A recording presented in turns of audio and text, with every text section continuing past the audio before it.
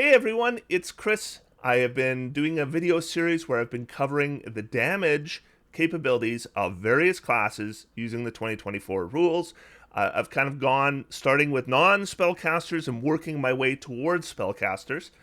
So I started with the monk, and then I did the rogue, and I did the fighter and the barbarian, and then I got into half-casters and I did the paladin, and now I'm currently looking at rangers. And rather than just give you my gut impressions, I show math, I do calculations with actual builds, and then I graph the damage of the various builds so we can compare them to each other and get some real data to know which classes are doing the most damage.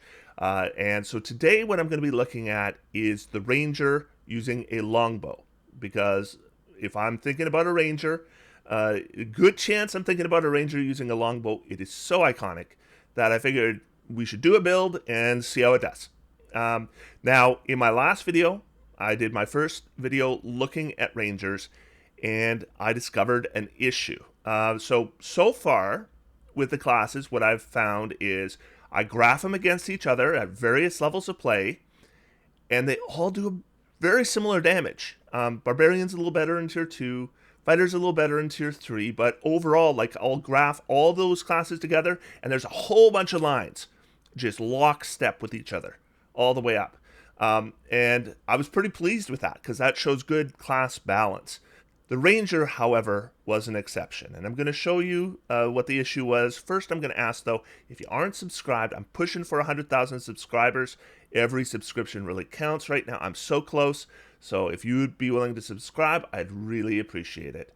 So here is my issue with ranger damage so far. So I've only done 2 different classes with 2 weapon fighting. I've done the paladin and I've done the ranger, both half casters. And what we have here is a graph where I've graphed the paladin 2 weapon fighting damage, the ranger 2 weapon fighting damage, as well as what I call the warlock baseline, which is just a warlock using Eldritch Blast and Hex. The warlock baseline always ends up at the bottom. There it is. Now we have 2 lines, and I'm going to zoom in to tier 1. So this is tier 1 of play, and this line is the ranger, which is the best for damage at levels 1, 2, and 3, and a little behind at level 4. And I'll tell you that both these builds do great tier 1 damage. 2 weapon fighting, really good in tier 1. Now let's look at tier 2. Here is tier 2. And what I see is these lines are very close to each other. And they're both fairly high above the warlock baseline.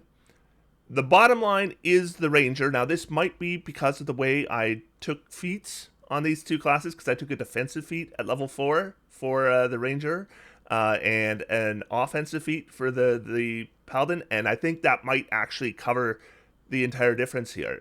But there's close enough that I think they both do fine in tier 2. Now let's look at tier 3. This is tier 3. This top line is the paladin. This line is the ranger. That is a huge gap. The ranger is closer to the baseline than to the paladin. And I should say that the paladin here is not outperforming other damage builds. It's just outperforming the ranger by a lot. And everything outperforms the ranger by a lot in tier 3 in regards to single target damage. And tier 4, the ranger actually catches up a little bit, but it's still behind. So zooming back out, what I see here is an issue with the ranger centering around this point. And what I was curious was, is that same issue going to carry over to using a longbow? Now, with regards to range combat, I should be clear that range combat and melee combat have different damage capabilities in 2024. So to compare apples to apples, I'm not going to compare to the paladin in regards to range damage. Instead, I'm going to compare to the rogue, because with the rogue, I used range combat. Let's see how the ranger compares to the rogue. So what I've got here is what I call a base build Base build doesn't use a subclass. It just does very simple optimization techniques to boost damage a reasonable amount, but I try to make decisions that I would make if I was just making a character, not thinking about the graph. Because if you only think about the graph, you start making bad decisions, like taking Savage Attacker as an origin feat and that kind of thing. Characters are a lot more than just damage, so I try to make a character that I think would be all round reasonably good. So this is my Ranger's Hunter's Mark Longbow damage. Now I used Hunter's Mark with 2-weapon fighting as well in my initial build that I didn't even graph for you, but it was even worse than the one I showed you because Hunter's Mark doesn't scale. Right, you get your attacks with Ranger, and then it just stays at a D6. Technically speaking, the Ranger does get advantage with it at level 17, and then a damage increase with it at 20, but that's really high level. That doesn't help you in tier 3 at all. But it's a little bit different with the bow, because with the bow we can actually get spell support. The issue with the melee Ranger is there's just not a lot of spells we can cast that help our melee damage. And that's really tough because we're playing a half caster. And with a paladin, you do have spell support that adds your damage to melee. And so that actually makes up a significant amount of the difference. So with Longbow, we actually have some spell support that doesn't interfere with Hunter's Mark. So that's the way I went. So we got a Ranger, going to use a Longbow. Of course, we'll want to increase our dexterity. I said here, alternate heavy crossbow. Basically, if you wanted to make this a heavy crossbow build, it would be very, very similar. And we'd probably see a slight increase to damage because heavy crossbow does a D10 instead of a D8. It's not going to be a lot, but it would be there.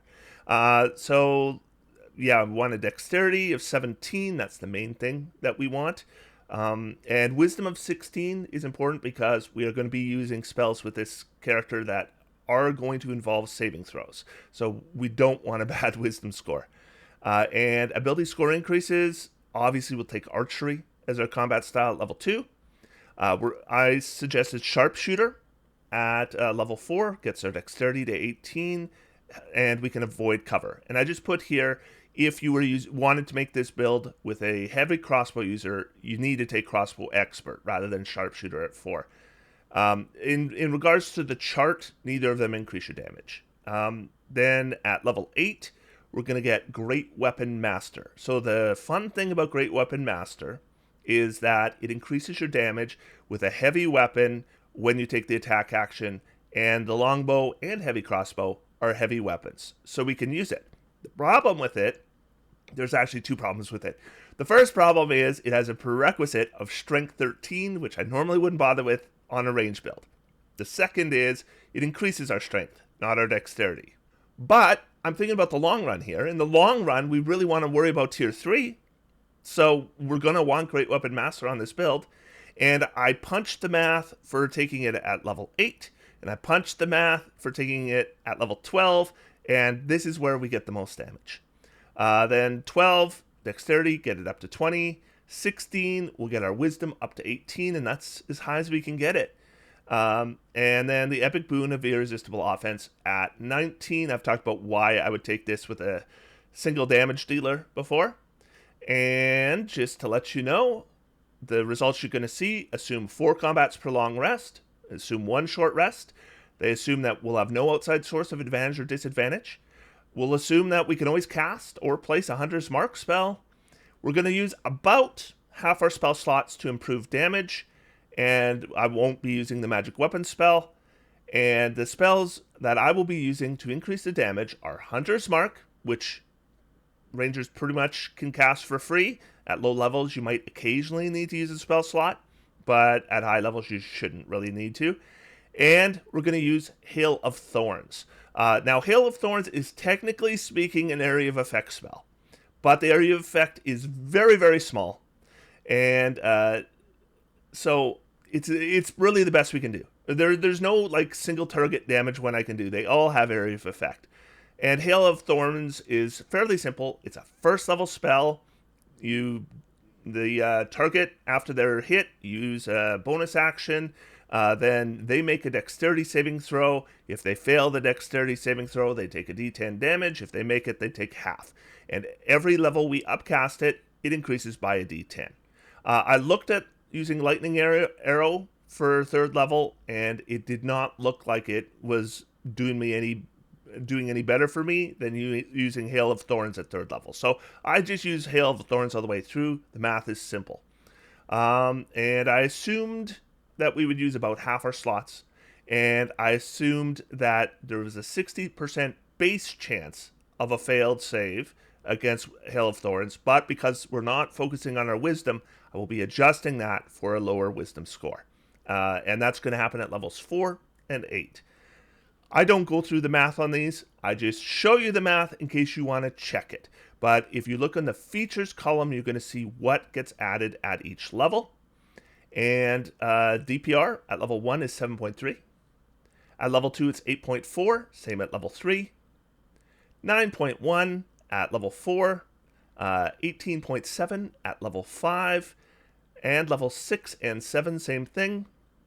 Level 8, it's up to 21.4. Level 9, it's 23.4, and it stays that way until level 11. Level 12, 26.4, and then 29.1 at 13. 29.6 at 14. 30.6 at 15. 30.8 at 16. Then 17 is 40.5, same at 18. 46, and then 50. Okay, so that's how much damage this build does, using about half their spell slots for damage. I'm going to compare this now to a rogue that uses a light crossbow and true strike, and we'll see how the damage compares. All right, we're going to go tier by tier here. So this is tier 1. This green line is the rogue. This red line is the ranger. And the ranger is lockstep with the bottom line, by the way, warlock baseline, right? Ranger's lockstep with the warlock baseline in tier 1. The rogue jumps ahead at levels 3 and 4. Okay, but the ranger's doing okay. Nobody does like amazing damage in tier 1. Here's tier 2. The rogue is out damaging the ranger at every level, but I wouldn't say the difference is drastic. The ranger's still doing okay. Here's tier 3. It's the same problem. We have not fixed the problem. The ranger with the longbow actually dips below the warlock at level 11 and 12. 12, it's basically the same as the warlock. And then it inches ahead of the warlock baseline for the rest of tier 3. Rogue has no problem beating baseline very comfortably all the way through tier 3, and beating the ranger all the way through tier 3. And in both cases, we're just talking about a character with no subclass, simple optimization, and using a ranged weapon. And I look at this and I go, okay, if I'm in combat at tier 3 and I want to do good damage to a single target, then I want the rogue. I don't want the ranger, right? That's what it looks like to me. And then at tier 4, the rogue, again, outdamages the ranger. Ranger, closes the gap a bit at level 19 and 20. But, I mean, look, at level 17 and 18, the ranger isn't that much above the warlock baseline and fair bit behind the rogue. And if I zoom back out, I should mention, too, that this rogue damage is pretty close, despite it being ranged, is pretty close to the damage of every other class I've looked at. The ranger with the longbow actually ended up behind ranger 2-weapon fighter. So here's the two of them together. So I'm just going to show you the whole graph. But bottom line here is the warlock baseline. Bottom line for most levels, not every level. The top line here, that's the 2-weapon fighting ranger. And I see a huge gap in tier 1, and I see a pretty big gap in tier 2. Tier 3, they're both terrible. And tier 4, neither of them are great. So exact same problem with the longbow that I saw with the 2-weapon fighter, except we now add 2 new problems. This two weapon fighting ranger was pretty close to the other classes in tier 1 and tier 2. In fact, in tier 1 it was even ahead of the other classes. This longbow ranger is behind. It's behind everything all the time. So it's just not a good damage dealer. Now, again, there's area of effect. Maybe we can get second targets in with that Hail of Thorns, and there's value to that. But it's not single target damage. It's not what I'm looking at. In terms of single target damage, the Ranger is the worst class I've looked at so far. That said, what I wanted to do is see if I can increase this longbow damage by some optimization and subclass. And when I did two weapon fighting Ranger, what I did is I looked at focusing in on the Summon Fey spell to help our damage, and I ended up using Fey Wanderer Ranger to do that. But I really do want to look at Beastmaster, because I do think Beastmaster, if you are a Ranger, is probably the best way to increase your single target damage. So we're going to look at a Beastmaster Longbow Ranger. So we're going to add the Beastmaster subclass. Still going to use the Longbow. The build is basically the same. Did I do anything different with the build? I did nothing different with the build. And I have to... Okay, so if you want the most damage on the graph, and you're going to use Beastmaster, then what you want to do is use Beast of the Land, and then assume you can do the 20 feet or whatever they have to move towards the target to get the extra damage, and you will do more damage than any other of the choices on the graph. If I'm being honest with myself, and I'm playing a Longbow Ranger, sending a Beast of the Land that's very vulnerable up ahead to attack my enemy while I'm sitting back there and not being a target is probably not the way I would go. Because what's going to happen is I'm going to lose my companion, and then my damage is really going to be terrible. So I figure we'll use Beast of the Sky, does less damage, but it has flyby, so it can go in, hit, retreat, and survive. So that's why I'm going to be using Beast of the Sky for these calculations. And we have to, now we have to be concerned about the fact that we need to use our bonus action to command our beast. And Hunter's Mark requires a bonus action to place. Okay, this is Chris of the future, and I am pausing the video briefly here to explain something that is an error on this build. So I'm talking about bonus actions, so this is the time to bring this up.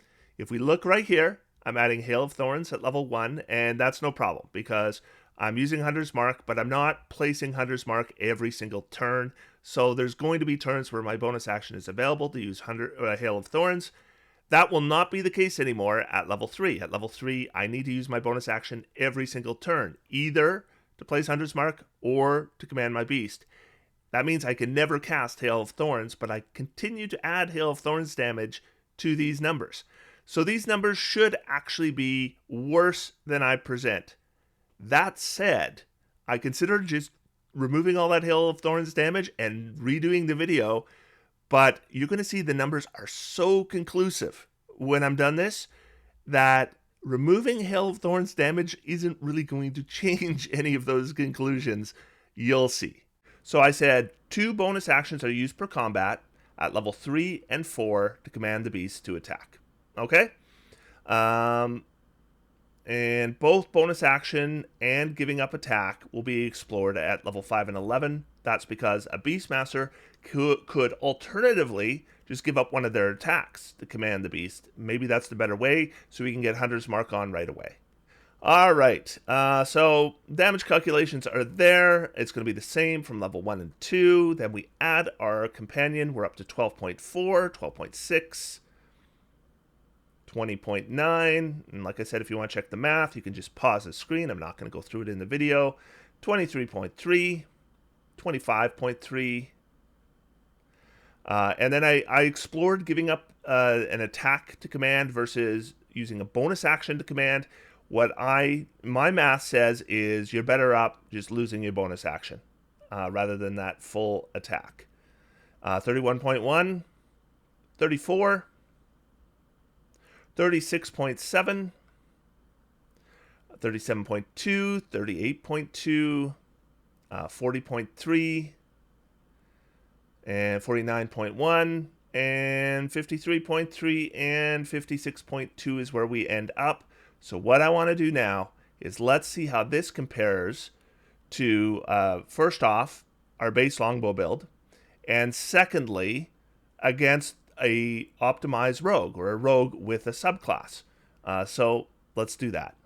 So here's the graph, and the top line represents the Beastmaster. The one nice thing to see is that we never fall below the Warlock. So here where the Ranger without a subclass fell below the Warlock, at least with the Beastmaster we're over that. And we actually see a fair increase in Tier 3. I was pretty happy to see this amount of increase in Tier 3, and that's where we needed it.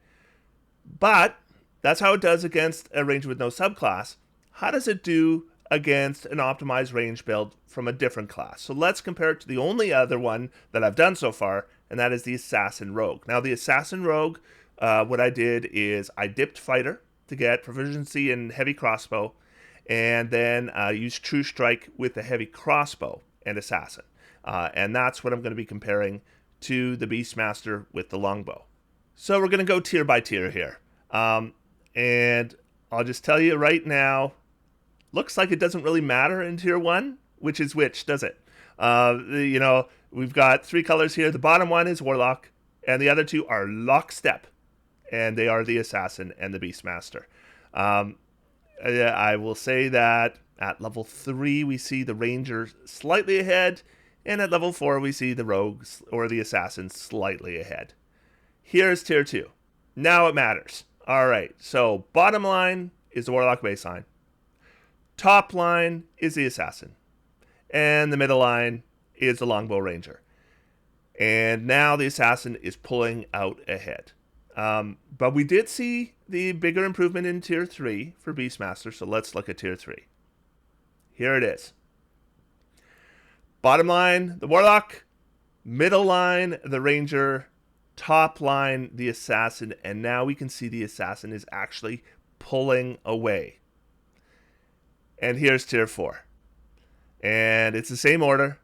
And we can see the Assassin only builds the gap between itself and the Ranger to the point where the Ranger is closer to the baseline, the Warlock baseline, than it is to the Assassin. Now, do I think that the Assassin is the absolute top damage dealer for ranged? Don't know. I don't know. I haven't explored every build possible. I haven't explored even all the classes yet. But what this graph zoomed out tells me is if I wanted to play a Longbow Ranger, I'm fine in Tier 1. In Tier 2, it's not great, but it's okay. Tier 3 and 4, even with Beastmaster, it's not quite there. Now, if I use Beast of the Land, like I said, that red line would be higher up. But I also think it would be less reliable because, you know, that beast is less likely to survive and still be doing damage in rounds 3 and 4 of a combat. So, the Ranger. If I want a single target damage dealer, then the Ranger is a viable choice in Tier 1. In fact, it's a good choice in Tier 1. In Tier 2, it's viable. In Tier 3, I'd look for a different class. Or multi-class my Ranger. If you multi-class your Ranger, it might be very different. If I'm looking for some other kind of role, like multi-target damage or something like that, could be a different story. I'm just talking about single target damage. That's my finding so far. So in my next video, I'm going to start looking at the Warlock, and what I've got is a Warlock baseline that uses Eldritch Blast and Agonizing Blast. I want to look at Pact of the Blade and see how it compares to using Eldritch Blast, obviously, right? Or how much damage do we lose if we want to do a different cantrip now that Agonizing Blast can be applied to a different cantrip? You know, people have asked, what if we use Agonizing Blast with True Strike? I don't know. Let's take a look. So we'll be looking at those in future videos. Right now, what I'd like to do is I would like to thank the patrons of this channel. So this channel is supported by patrons. It only exists because of their support. and I want to recognize my mage level patrons today. So thank you to Mr. Wonderful, Babrak, Blue Wolf, John D, Descarpus9, El Conquistadorito, Avengi R, Phoenix, Hatap, Jared Huberger, John Wayne, Joseph Robideau, Wu Carl Kong, Christopher R. Hunter, McSkill, Michael Michelle, Moxie Nemo, Paul Suzak, Phil Sokolov, Prometheo NTG, Big Chungus, Ryan Wilmot, Shane and Todd Beyond, Simon Jester, Somnariel, Stephen Moline, Earshine, The Fantastic Emporium, Tim Clemesha, Trafodder, Zukrohab, and Wade. Thanks to all of you. Thanks to all my patrons, and thanks to all of you who have watched. Next comes the Warlock. Till then, sitting back, relaxing, having some fun. D&D is for everyone. Thanks, everybody. Talk to you soon.